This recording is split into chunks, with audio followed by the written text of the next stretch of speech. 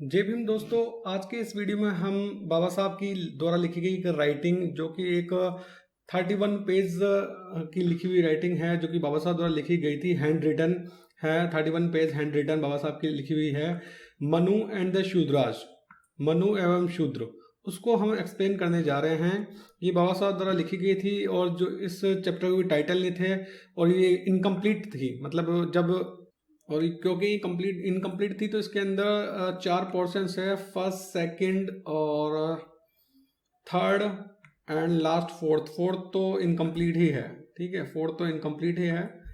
तो ठीक है, हम 2 वीडियोस के अंदर पार्ट 1 पार्ट 2 का एक वीडियो, पार्ट 3 और पार्ट 4 का एक वीडियो, 2 वीडियोस के अंदर इसको कंप्लीट करेंगे। तो ठीक है, अब हम इसका पार्ट 1 शुरू करते हैं। तो मनु एंड द शूद्राज के जो पार्ट 1 है वो कुछ इस तरह से स्टार्ट होता है कि जो बाबा साहब बोलते हैं, the reader is now aware that the scheme of the Manu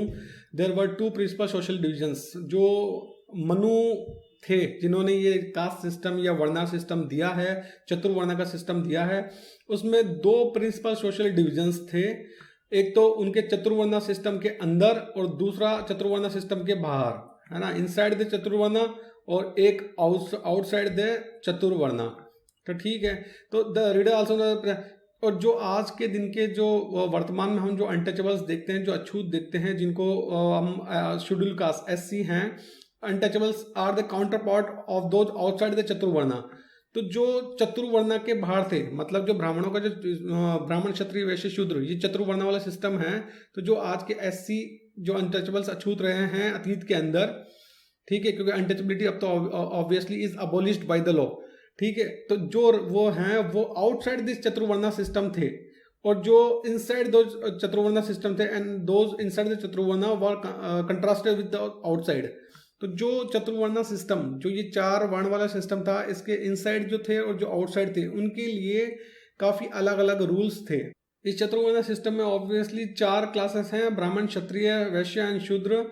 और जो इस सोशल सिस्टम में इनइक्वलिटी फॉर्म करता है बिटवीन क्लासेस, बिटवीन इंडिविजुअल्स, क्योंकि जो ये जो सिस्टम है वो हॉरिजॉन्टल नहीं है, वो वर्टिकल है। वर्टिकल मतलब ब्राह्मण सबसे ऊपर है, क्षत्रिय उसके नीचे है, वैश्य उससे नीचे, शूद्र उससे नीचे, और जो वर्णा सिस्टम के बाहर है अनटचेबल्स, वो उस सिस्टम से बिल्कुल बाहर हैं, तो वो बिल्कुल सबसे नीचे हो गए। ठीक है, क्योंकि ये हॉरिजॉन्टल नहीं है, ये एक वर्टिकल सिस्टम है। तो जो ऊपर है वो हायर कास्ट है, जो नीचे है वो लोअर कास्ट है। और जो भी हिंदू है, कोई आज के समाज का हिंदू है, वो इस स्टेटमेंट से डिनाई नहीं करेगा, वो सब इस चीज़ के बारे में जानते हैं। अगर कोई इस चीज़ के बारे में नहीं जानता है तो वो एक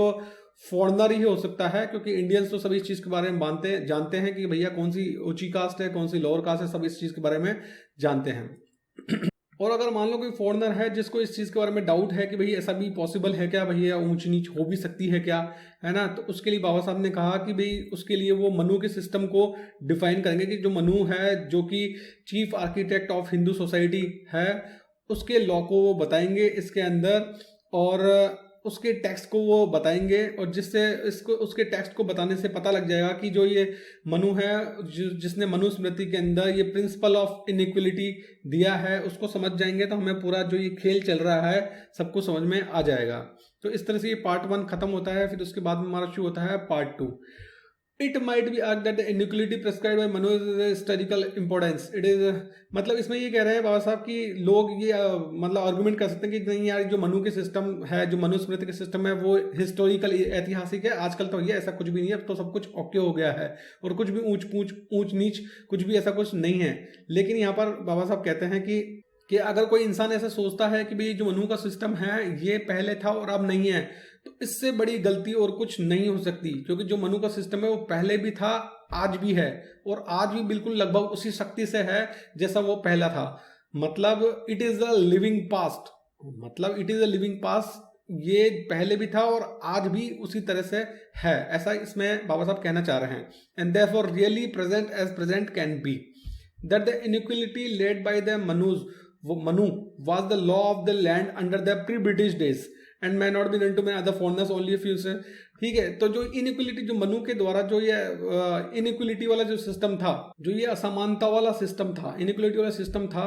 वो मतलब प्री ब्रिटिश डेज, अंग्रेजों के आने से पहले, वो इस देश का एक तरह से कानून था। मतलब कहने की बात है कि जो अंग्रेजों के आने से पहले जो ये मनु का जो सिस्टम था वो एक तरह से ऑफिशियली एक कानून था, ऑफिशियली एक कानून था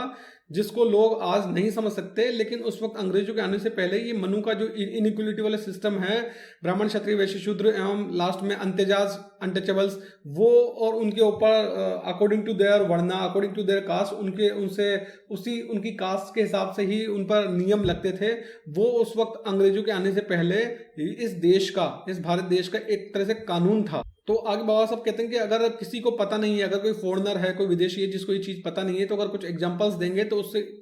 उनको इस चीज़ के बारे में पता लग जाएगा। तो एग्जांपल्स देते हैं कि जब मराठा और पेशवास का रूल चल रहा था, और स्पेशली हम देखें तो जिस वक्त अंग्रेज आए थे उस वक्त मराठाओं का तो एक तरह से रूल लगभग खत्म हो गया था, और मराठा के नाम पर जो पेशवा थे वही रूल कर रहे थे उस वक्त।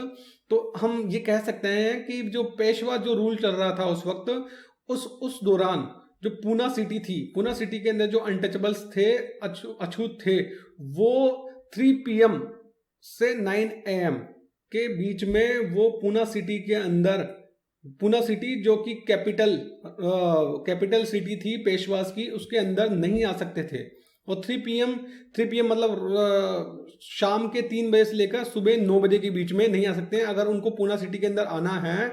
तो वो सुबह 9 बजे के बाद में और शाम के 3 बजे से पहले, मतलब वो 6 घंटे हैं, सुबह 9 बजे के बाद में और शाम को 3 बजे से पहले, इन 6 घंटे के दौरान ही आ सकते हैं। लेकिन शाम को 3 बजे के बाद में और सुबह 9 बजे से पहले वो नहीं आ सकते। और उसका कारण क्या है? उसका कारण यह है कि शाम को 3 बजे के बाद में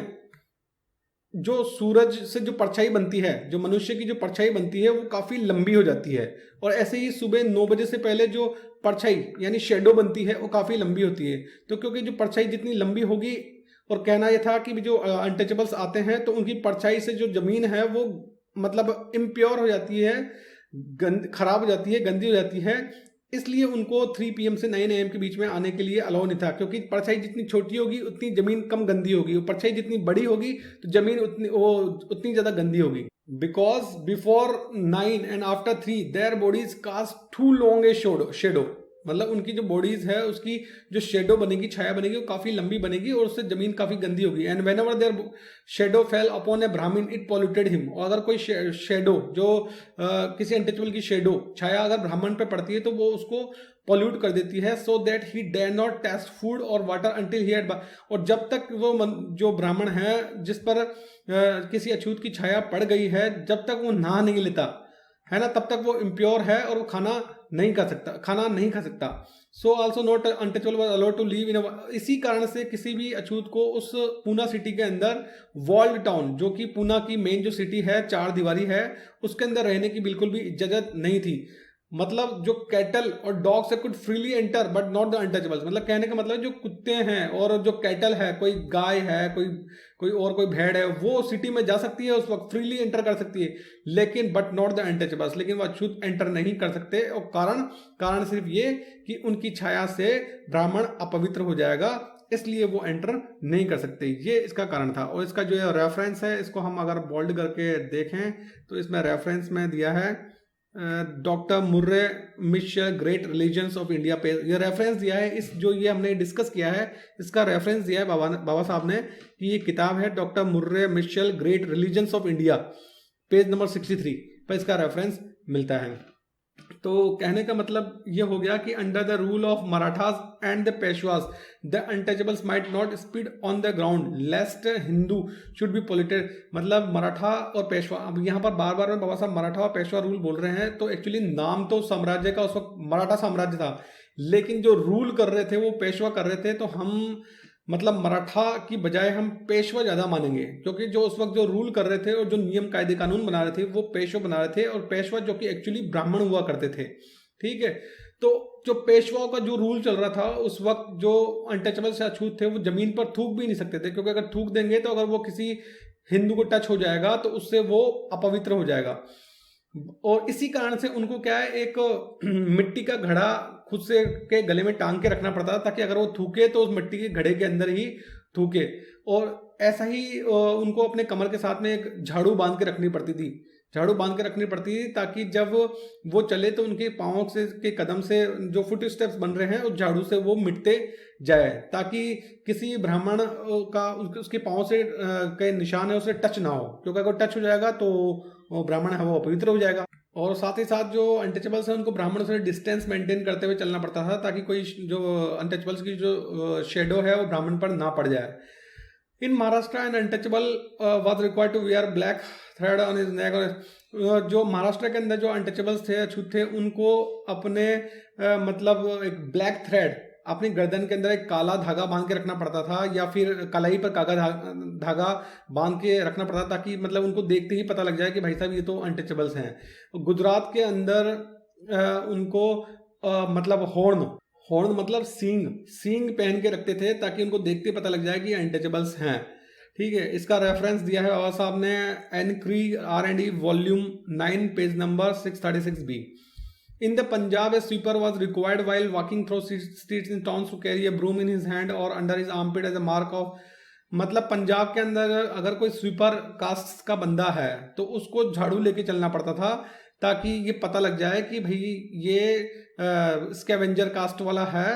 और स्वीपर है, इस कास्ट का है, इसलिए उसको अगर चलना है तो उसको झाड़ू लेके ही चलना पड़ेगा। बॉम्बे के अंदर जो अनटचेबल्स थे उनको इस बात की इजाजत नहीं थी कि वो क्लीन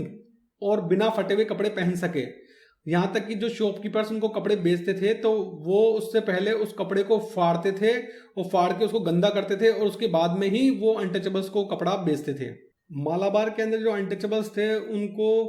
मतलब एक बिल्डिंग से ज़्यादा का घर बनाने की इजाज़त नहीं थी। इसका रेफरेंस भट्टाचार्य पेज नंबर 259। और साथ ही उनको अपना जो कि उनके कोई मर गया है उसको क्रिमिनेट करने की मतलब जलाने की इजाज़त भी नहीं थी। Reference Madras census 1891 page 299। In Malabar के अंदर ही untouchables were not allowed permitted to, वो जो अनटचेबल्स थे वो अम्ब्रेला मतलब छतरियाँ नहीं ले जा सकते थे, साथ ही साथ वो टू वियर शूज और गोल्ड ऑर्नामेंट्स, और वो जूते नहीं पहन सकते थे, सोने के जो ज्वेलरी है वो नहीं पहन सकते थे, यहाँ तक कि जो काउज है उनको वो दूध नहीं निकाल सकते थे, और यहाँ तक कि जो वो गांव की जो नॉर्मल भाषा थी उसको भी वो यूज़ नहीं कर सकते थे। मतलब इतना रेस्ट्रिक्शंस था अनटचेबल पर मालाबार के अंदर। इसका रेफरेंस दिया Bhattacharya Hindu caste page number 259। South India के अंदर जो अनटचेबल्स थे were expressly forbidden to cover the part of their body about the waist, मतलब उनको जो अनटचेबल्स थे उनको वेस्ट यानी कमर से ऊपर का पार्ट ढकने की इजाजत नहीं थी। And in the case the women of the untouchables they were compelled to go with the upper part of their bodies quite bare. और यहाँ तक कि जो अनटचेबल वुमेन थी, साउथ की बात कर रहे हैं हम, साउथ के अंदर अनटचेबिलिटी कितनी सिवियर थी, कितनी खराब अनटचेबिलिटी थी साउथ के अंदर, कि वहां पर जो अनटचेबल वुमेन थी उनको women of the untouchable they were compelled to go with the upper part of their bodies quite bare. मतलब अनटचेबल वुमेन को साउथ के अंदर जो upper part of their body है उसको ढकने की इजाजत नहीं थी। कितना मतलब जो अनटचेबिलिटी छुआछूत की जो आप देखो उनके मतलब कितनी जो अनटचेबल्स के साथ में छुआछूत की गई है, इससे आप समझ सकते हो। इसका रेफरेंस दिया गया है Madras census 1891 page number 224. In the Bombay Presidency, so high a caste as that of their Sunar goldsmiths was forbidden to wear their dhotis with folds and prohibited to use namaskar as the word of salutation. Bombay presidency के अंदर मतलब जो सुनार जो आजकल सोनी लगाते हैं, correct me if I am wrong, जो गोल्ड स्मिथ स्वर्णकार कास्ट के सुनार थे, उनको was forbidden to wear their dhotis with folds, मतलब उनको अलाउ नहीं था कि वो अपनी धोती को फोल्ड के साथ में, फोल्ड मतलब फोल्ड कर सके और उस तरह से पहने, और साथ ही वो नमस्कार भी यूज नहीं कर सकते। मतलब ब्राह्मणों ने सुनार नाम की जाति पर, सुनार जो कि एक थोड़ी सी ऊंची जाति मानी जाती है, स्वर्णकार सुनार जाति, उनको मतलब अलाउ नहीं किया कि भाई तुम अपनी धोती को फोल्ड्स के साथ में नहीं पहन सकते, साथ ही नमस्कार का यूज सल्यूटेशन के लिए, विश करने के लिए नहीं कर सकते। इसका रेफरेंस दिया बाबा साहब ने, this mode of wearing dhotis was referred for Brahmins only, the Shudras were to wear it without, मतलब जो धोती है फोल्ड करके पहनने का अधिकार सिर्फ ब्राह्मणों के पास था, शूद्रों के पास में जो धोती है उसको फोल्ड करके पहनने का अधिकार नहीं था, और उनको बिना फोल्ड्स के ही जो धोती है उसको बिना फोल्ड्स के ही पहनना पड़ता था। ये लॉजिक था इसका। इसी कारण से उन्होंने जो स्वर्ण का जो सोनी जाति है, सुनार जाति है, उसको मना किया कि भाई तुम बिना फोल्ड्स के ही पहनो धोती, विद फोल्ड्स नहीं पहनो। और इसके लिए उन्होंने बाकायदा मतलब लेटर लिख दिया। कंपनी जो भी उस वक्त की सरकार थी, ब्रिटिश गवर्नमेंट थी, उसके लिए लेटरबाजी भी हुई कि जो स्वर्णकार जाति है वो मतलब इस तरह से ये हमारे जो रूल है उसका उल्लंघन कर रही है। तो the following letter will be तो मतलब ये जो लेटर है इससे पता लग जाएगा हमने कि भाई उस वक्त मनु का जो राज चल रहा था वो किस तरह का था, और मनु का जो कानून था वही चल रहा था। ये जो लेटर लिखा गया है, ये लिखा गया है और secretary to government signature with page to डम्सलेट्स term case head of the caste of goldsmith. ये हेड ऑफ द कास्ट और सुनारो का कोई हेड है इस नाम का, उसको ये लेटर लिखा गया है किसके द्वारा? सेक्रेटरी, गवर्नमेंट के सेक्रेटरी के द्वारा लिखा गया है। The honourable the president in council having thought proper to prohibit the caste of goldsmith from making use of the form of salutation term namaskar, you are hereby peremptorily enjoined to make known this order and resolution to whole caste and to take care that the same be strictly observed। मतलब सुनारो की जाति का जो head है, ठीक है, सुनारो का head है, गोल्ड स्मिथ्स का जो हेड है, उसको गवर्नमेंट सेक्रेटरी द्वारा ये लेटर लिखा गया है कि जो सुनार हैं वो पूरी की पूरी जाति ही जो धोती पहनती हैं, नहीं इसमें धोती का नहीं, इसमें नमस्कार का लिए बोला गया है कि जो नमस्कार करती हैं वो नमस्कार को यूज नहीं करेंगी, है ना। और इसको बिल्कुल पूरी की पूरी होल कास्ट, पूरी की पूरी जो जाति है वो नमस्कार को एज ए सैल्यूटेशन यूज नहीं करेंगी, और इस चीज को बिल्कुल स्ट्रिक्टली फॉलो किया जाए, ऐसा लेटर लिखा गया था गवर्नमेंट सेक्रेटरी के द्वारा। और फिर आगे है रेजोल्यूशन ऑफ गवर्नमेंट, और फिर जो गवर्नमेंट का रेजोल्यूशन था डेटेड 28 जुलाई 1779, वो इस प्रकार है कि frequent disputes having arisen for some time between Brahmins and, इसको थोड़ा सा जूम कर लेते हैं, frequent disputes having arisen for some time between Brahmins and government. नमस्कार मैडम, मतलब कि कहना चाह रहे हैं कि ब्राह्मणों और सुनारों के बीच में एक तरह से लड़ाई, एक झगड़ा चल रहा है। ब्राह्मण कहते हैं कि भाई जो सुनार है वो नमस्कार यूज नहीं कर सकते, और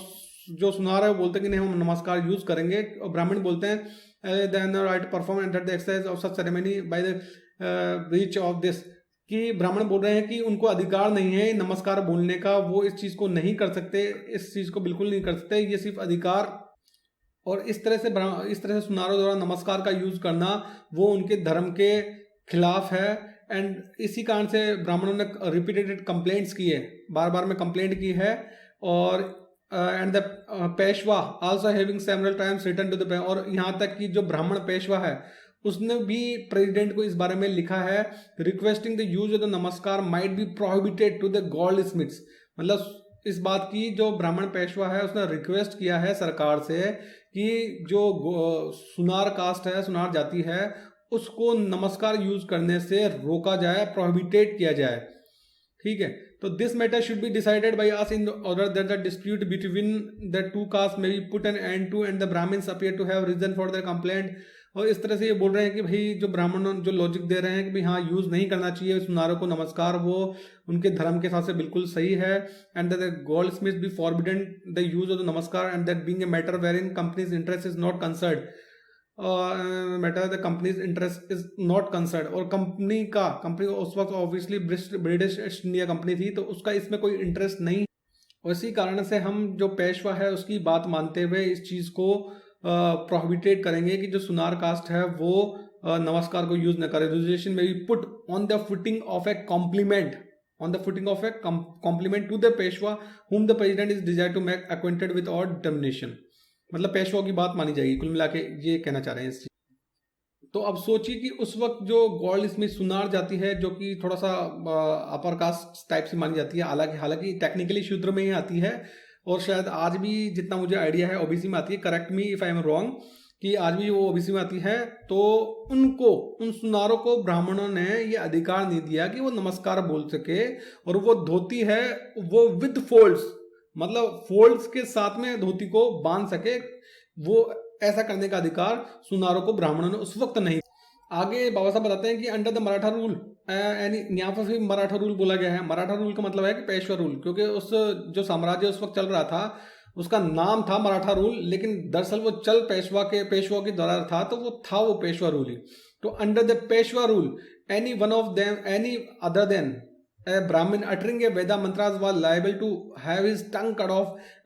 तो मतलब उस वक्त उस पेशवा राज के अंदर अगर कोई वेदों के मंत्र का उच्चारण करता है ब्राह्मण के अलावा तो उसकी जीभ काट दी जाती थी, और ऐसा रियली में होता था, है ना। As a matter of fact tongues of several सुनार्स, कुछ सुनारों की, है ना, कुछ स्वर्णकारों की, स्वर्णकार जाति के लोगों की जीभ एक्चुअली काट दी गई थी bye the order of Peshwa. Peshwa के, आप देखो यहाँ पर बोला है पेशवा, तो जब पेशवा ही सारा ऑर्डर दे रहे हैं, पेशवा ही सारा नियम बना रहे हैं, तो एक्चुअली वो मराठा रूल चल ही नहीं रहा था, वो पेशवा रूल ही चल रहा था। तो cut off by the order of Peshwa for the daring to utter the Vedas content, क्योंकि जो सुनार थे उन्होंने ये दुस्साहस किया वेदों के मंत्र का उच्चारण करने के लिए, तो पेशवा के ऑर्डर से उन सुनारों की जीभ काट दी। पूरे इंडिया के अंदर ब्राह्मण was exempt from capital punishment, मतलब ब्राह्मण ही ऐसा था जिसको उस वक्त मतलब कैपिटल पनिशमेंट मतलब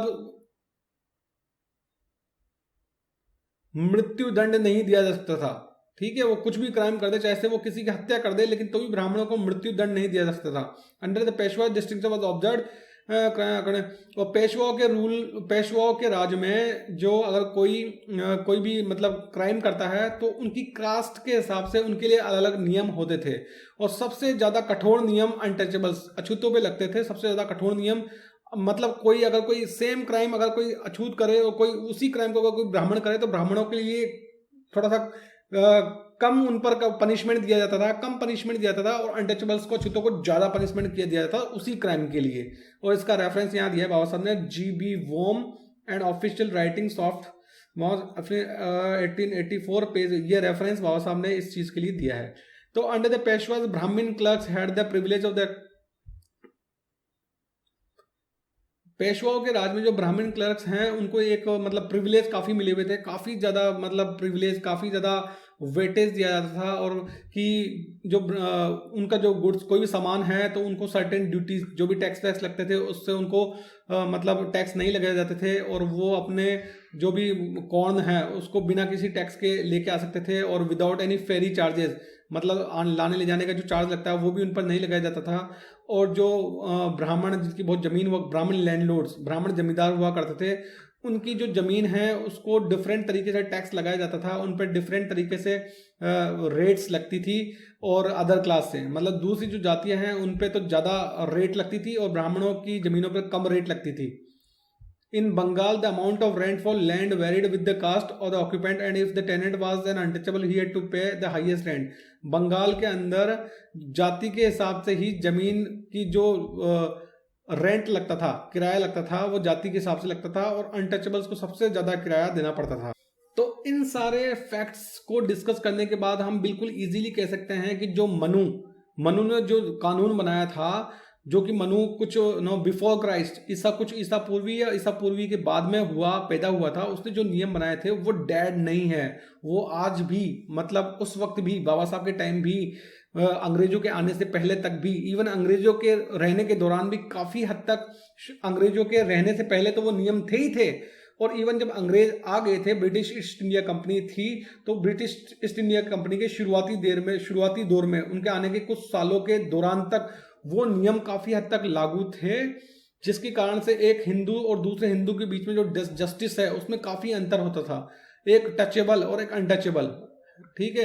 एक टचेबल मतलब ब्राह्मण, क्षत्रिय, वैश्य, शूद्र हो गए, और जो अनटचेबल, उनके बीच में भी जस्टिस के बीच में काफी अंतर होता था, और वो अंतर सिर्फ और सिर्फ जो लॉ ऑफ मनु है उसके कारण से ही होता था, क्योंकि जो सारी इनइक्वलिटी है वो लॉ ऑफ मनु के कारण से ही आई। तो कुल मिला के जो बात है कि बाबा साहब ने इन सारे फैक्ट से, ये सारे एग्जांपल्स देके ये साबित कर दिया कि जो मनु का जो रूल था, मनु का जो कानून था, वो अंग्रेजों के आने से पहले तो था ही था, इवन अंग्रेजों के आने के बाद भी काफ़ी हद तक वो कानून था, और उसी से लोगों को सज़ा मिलती थी, उसी से लोगों का दूसरी जाति के प्रति व्यवहार डिसाइड होता था। और जो उस वक्त मतलब लॉ ऑफ लैंड जो कानून था वो मनु का कानून ही था, क्योंकि उस वक्त हिंदू राजा रूल करते हुए आ रहे थे और वो मनु के कानून को मानते थे। तो फ्रेंड्स, इस तरह से हमने मनु एंड शूद्रास जो राइटिंग है बाबा साहब की, इसके पार्ट 1 और पार्ट 2 कंप्लीट कर लिए हैं। पार्ट 3 और पार्ट 4 देखने के लिए अगला वीडियो जरूर देखिए। Thanks for watching the video.